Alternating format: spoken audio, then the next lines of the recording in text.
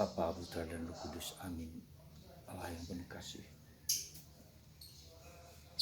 Engkau bersama putramu seringkali menimbulkan banyak kekaguman, mujizat-mujizat yang kami alami di setiap hari di pekerjaan kami. Seperti biasa keseharian, ada begitu banyak mujizat. Semoga mata batin kami melihat kehadiran-Mu dimanapun juga. Aku melihat Tuhan, itu Tuhan, kata Yohanes. Semoga Tuhan kita sadari dalam keseharian kita. Demi Kristus Tuhan dan pengantara kami. Amin. Para saudaraku terkasih, Injil hari ini bicara tentang pengalaman para rasul ketika mereka menghadapi kekecewaan hidup karena Yesus wafat, dimakamkan. Lalu mereka pulang kampung, pulang ke kebiasaan mereka lama sebagai nelayan. Dan di sana ternyata mereka mengalami sesuatu yang luar biasa. Yesus membaharui kekecewaan mereka, memperbaiki kekecewaan mereka. Dan ketika mereka diminta untuk menebarkan jala, karena sehari mereka tidak mendapatkan ikan sama sekali, lalu ada 153 ekor ikan. Jumlah yang sangat fantastis, abundans, rahmat Tuhan itu begitu melimpah. Jadi keseharian kita seringkali tidak berarti karena kita tidak mendengarkan kehendak Tuhan. Kita tidak melihat apa yang Tuhan inginkan dalam keseharian kita menjadi sesuatu yang indah. Kedua, Yesus bertanya, apakah ada lauk pauk pada mereka? Dan mereka mengatakan tidak ada. Maka apa yang terjadi? Mereka melihat Yesus dari kejauhan, Yesus yang sedang membakar roti dan ikan. Padahal mereka mengatakan tidak ada roti, ikan dari mana? Yesus dapatkan dari mana? Dan Yesus mengatakan, ambillah ikan yang baru kamu tangkap itu untuk dibakar. Saudara, inilah Ekaristi yang menurut saya luar biasa. Ada unsur dari manusia yang merupakan hasil kerja mereka, dibagikan, disatukan dengan apa yang Yesus sendiri berikan dalam Ekaristi.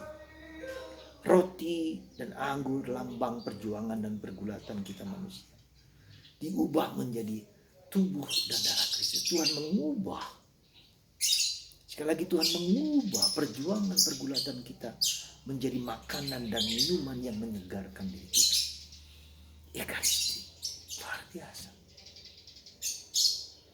Jadi saudaraku terkasih dalam Kristus, lihatlah hidup kita sehari-hari. Paskah itu bukan hanya tentang sesuatu pengalaman mistis, pengalaman kehadiran Tuhan, tapi kehadiran Tuhan dalam keseharian. Sebagai apa saja, Anda sebagai bapak, sebagai ibu, dengarkan apa yang menjadi kehendak. Ya. Itu yang harus kita sadari. Keseharian kita merupakan rahmat yang tak terkira, tak terduga, dan begitu banyak melimpah. Ekaristi terutama. Ya, hidup kita merupakan ekaristis, perjuangan pergulatan kita. Ketika kita melihat Yesus, kita makan semua pergulatan itu, kita rangkul, kita peluk, kita terima. Tuhan hadir, menguatkan, meneguhkan, memberikan kesegaran kepada kepada badanku, kepada rasaku. Saudara, itulah Paskah.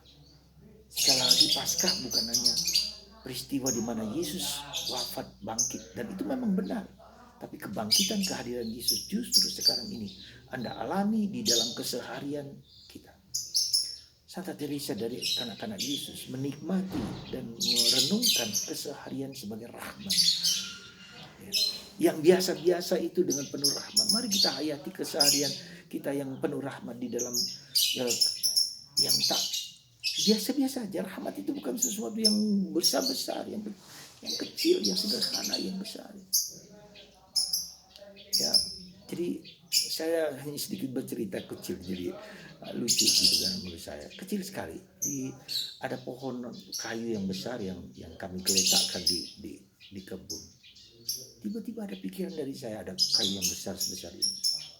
Coba angkat. Dibersihkan sedikit, ada 2 atau 3, yang satu sudah agak rusak. Tapi saya angkat, saya letakkan di taman. Kayu besar itu lalu menjadi sesuatu energi bagi saya tunjukkan inilah energi, inilah sesuatu kehidupan yang bisa kita pakai, memberikan renungan, memberikan semangat kepada kita. Hal sederhana, soal kecil, tapi membuat orang menjadi gembira. Ada warna lain, ada penglihatan, ada pendengaran suara burung-burung, ya. Suara merasakan makanan ringan, merasakan roti, merasakan apa dan sebagainya. Ini semua panca indera kita abundan, begitu melimpahnya karya Tuhan di dalam kehidupan kita sehari-hari. Ya, ada pelajaran ya. Hari ini saya mengajak postulan kami berbicara merenungkan tentang sfumato. Sfumato bahasa Italia yang berarti bahwa kita harus merangkul paradoks kehidupan. Tidak bisa semua kita renungkan solusi dalam pikiran kita, nggak bisa. Tapi kita belajar menerima ketidakpastian, malam terang, gelap, sunyi, suara. Ya, nggak bisa kita terima dari kepala kita semua. Seperti pengalaman Yesus, dia disalibkan, dia wafat, kemudian bangkit, mulia dan hadir bersama para rasul, mendidik para rasul, membuka mata para rasul, mencerahkan. Seperti itulah yang sebetulnya harus kita hayati. Kita menghayati kehidupan kita sehari-hari sebagai tanda kehadiran Tuhan yang hidup. Jangan terpaku kepada pikiranku sendiri, tapi kepada misteri, kepada rencana Tuhan, kepada emosi, kepada afeksi, kepada perasaan, kepada ya. Jadi Tuhan tidak terbatas di gereja, tapi Tuhan melampaui apa yang kita lihat, apa yang kita rasakan, apa yang kita alami sehari-hari. Semoga Anda dan saya mengalami kehadiran Tuhan keseharian dalam semangat yang berkobar-kobar untuk Allah, mewartakan Kristus dimanapun kita berada. Semoga Tuhan memberkati Anda semua, memberkati kita semua.